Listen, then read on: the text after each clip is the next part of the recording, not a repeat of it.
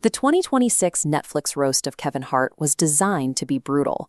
Comedians traded vicious insults in an unfiltered, live arena. But the cultural backlash it triggered bypassed standard internet outrage entirely. The friction started with specific punchlines. Shane Gillis delivered carefully crafted jokes about slavery. Tony Hinchcliffe offered a widely condemned bit about George Floyd. Dwayne "The Rock" Johnson casually dropped an arsler to mock a basketball player's name. Then, Saturday Night Live star Michael Che pulled out of the event. His exit shifted the focus away from the performers on the stage, pointing directly to the actual source of the controversy, the people who wrote the words. Che went public with a specific critique. He pointed out that the most racially charged sets, the ones leaning heavily into historical trauma, were penned by a predominantly white writing staff hired by the roasters. He mapped out a clear structural divide. On one side, you have what he called a black roast, which relies on observational humor, making fun of someone's shoes or hairline. On the other side is the white roast, which reaches immediately for heavy trauma, slurs, slain teens, and sex crimes. This distinction forces a critical question.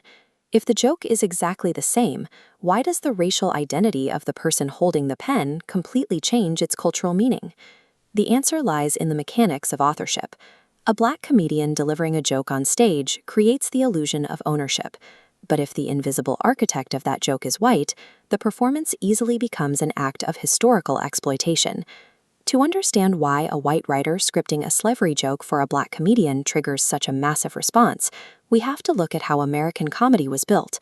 In the 19th century, the foundation of the entertainment industry was the blackface minstrel show. White performers and writers painted their faces, exaggerated their speech, and actively mocked enslaved people. They explicitly designed caricatures that framed Black Americans as inherently criminal, lazy, and hypersexual. Those stage shows established a standard that dominated Hollywood for over a century. White studio executives, producers, and writers maintained strict control over the narrative.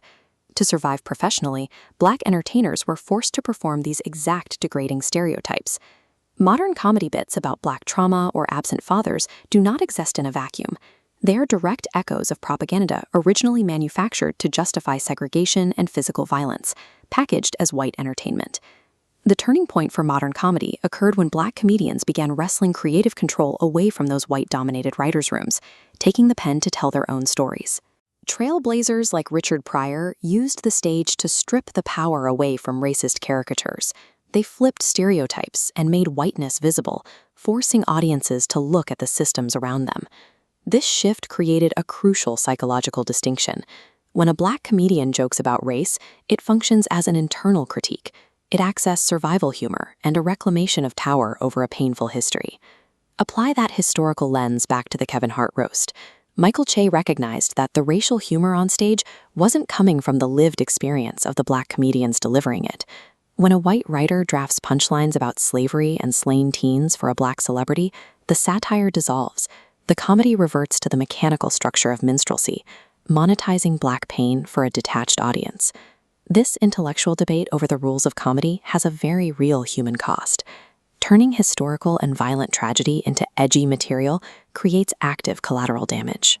After Tony Hinchcliffe's George Floyd joke went viral, Terrence Floyd had to publicly address the media. He explained that his family was trying to heal, only to have his brother's violent death used as a casual prop for laughs. He focused heavily on George Floyd's 12-year-old daughter, Gianna. She goes to middle school, while adults on television use her father's murder to score points in an anti-PC comedy routine. This is the empathy gap. Comedians often view tragic events as abstract material to test boundaries and trigger applause. But for the targeted families, these are active, unhealed wounds being ripped open for a streaming audience. Defenders of the roast argue that comedy must remain totally unrestricted. They maintain that offense is highly subjective, roasts are intentionally brutal, and placing limits on speech destroys the art form. The critical view looks at the underlying business model. Platforms like Netflix are actively monetizing racial provocation. They disguise it as boundary-pushing free speech to feed an algorithmic cycle of outrage, backlash, and massive viewership. The debate over the Kevin Hart roast rarely centers on whether the jokes were offensive. The tension comes from who is profiting off the punchline.